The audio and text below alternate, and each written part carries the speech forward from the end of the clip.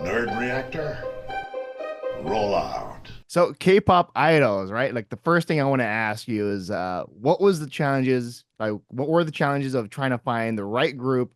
Because I feel like you have one for the boy group, one for the girl group, and one just like the solo artist. And I feel like you guys are trying to like cover like all types. So I feel like it's like a good, it's a good mix of group that we have here. Yeah.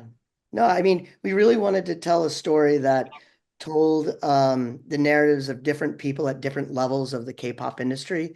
You're right. It's kind of like this hierarchical pyramid.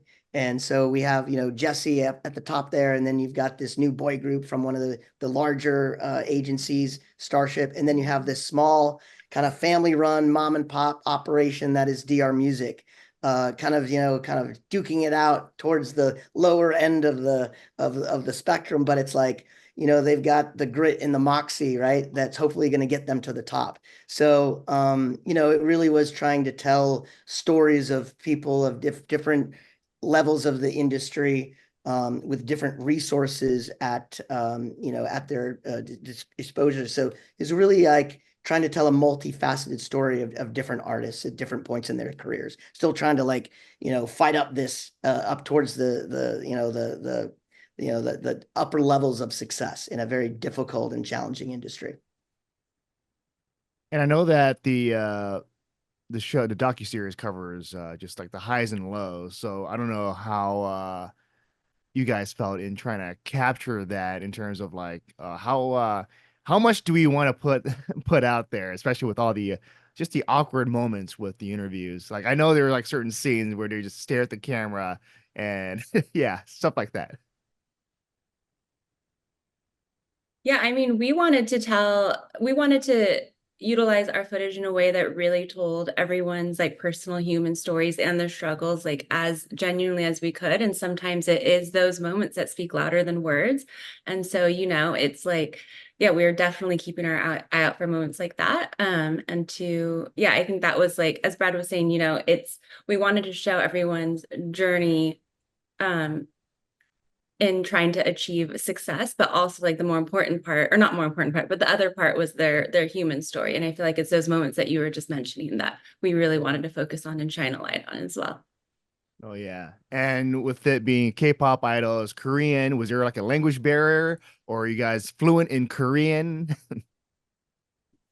I am conversational. I'm Korean American. So I grew up with my parents speaking to me in Korean, so I can understand conversationally, and I would speak to them in English. That was our household. And so Yeah, I would say I'm conversational, but our edit and story team, we also had Korean American editors and producers on the team. So, we were familiar enough with the footage and the nuances of the culture, but we also had consultants that were helping us. And that's how we operated in post. And then, Brad, do you want to talk more about the crew? Oh yeah, I mean, we worked with a lot of bilingual crew. We worked with a lot of just Korean speaking only crew. So it was a really unique and diverse team behind the camera. Trying to tell these many different storylines. So yeah, we had a great group of people. Some of the camera folks actually are very well known in the Korean K-pop music industry. Like shot, the actually one of the camera guys that we worked with filmed the music video. He was the DP for Gangnam Style. So he was one of our DPs on the series. So it was great having, a really great team of, folks from many different countries working on this. And then I want to know like the background for each of you, whether you were K-pop fans before or you became K-pop fans afterwards. Call Yeah. myself, I would say before this year. So my first exposure to K-pop was in the 90s with HOT. I had friends who were obsessed, and I would go to viewing parties where we were watching variety shows that were like airing in Korean. I was kind of like, what is going on? But I don't know, but they're kind of cute and they dance really well. So that was my first exposure to K-pop. And then when I came across this series, I fell back in love with it. It's hard not to love. It's hard not to get sucked into the allure of it. Yeah, I probably came to this project with the least knowledge of K-pop music and than anyone, but I think it's important to note that like K-pop is just one aspect of the explosion of South Korean culture, and through music, through food, through entertainment in general, that's how I was exposed to K-pop, introduced to it, and so the job as a documentarian is one of the greatest, where you get paid to dive deeper into something that you may or may not know that much about. And with our team over the course of um, 3 or 4 years, we were able to do that. And it's the greatest, like spending the time that we did in Seoul, and getting to know these artists and gaining their trust, as well as the trust of the labels, was an extraordinary experience. But 2NE1 is a great band. And that's what. Yes, to anyone, yeah. And you, Brad.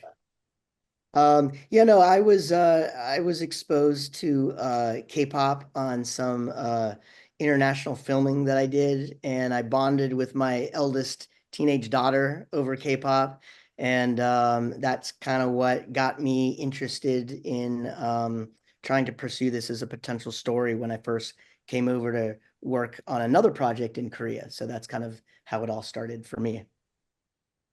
And I wanted to know if there was like a list of just K-pop artists that you wanted to do, and then they're like no or yes, like any challenges with that, and were you happy with with the results you have now?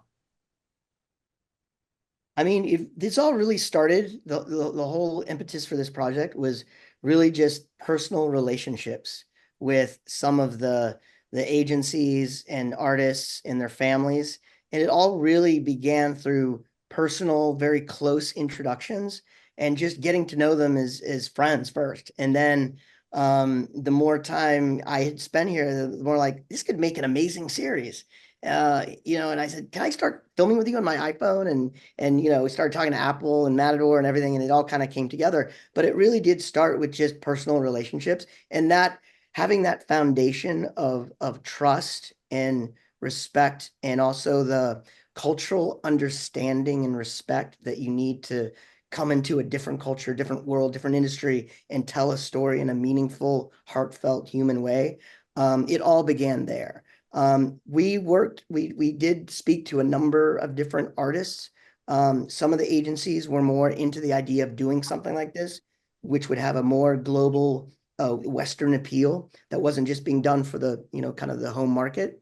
So ultimately, I think we ended up with the right mix of talent, which really shows the struggle at, these different levels of the K-pop pyramid. Oh yeah, and with the going through the different journeys, right? Like you get to see Yeah. the artists really just perform and practice and everything, like dancing and singing and learning how to speak Korean. So being there, did that affect you? Like, wow, there's like they have it really tough, and then like I feel like this is easy mode, or it's still hard mode because you're still doing the behind the scenes stuff. But just want to hear your thoughts on that. Jack or Start with Elise, you, do you Elise. want to? Yeah, I mean, I feel like seeing the work ethic really made me reevaluate my life and how I need to be doing more with my life and be more regimented. I mean, it's really, really impressive, how yeah, how regimented they are. Like, I went into the series knowing kind of like what we all our preconceived notions are of K-pop idols. Like, oh man, it's hard and all they do is like sing and dance and train all day. And it's true, but once you see it firsthand, you really understand the gravity of what that actually means. And I think that was most surprising. And then also, like you're saying, seeing the behind the scenes stuff, it's like it was so it was just so crazy to see them as people, because I feel like that's just something that you don't get to see, and being able to witness that was really, really special.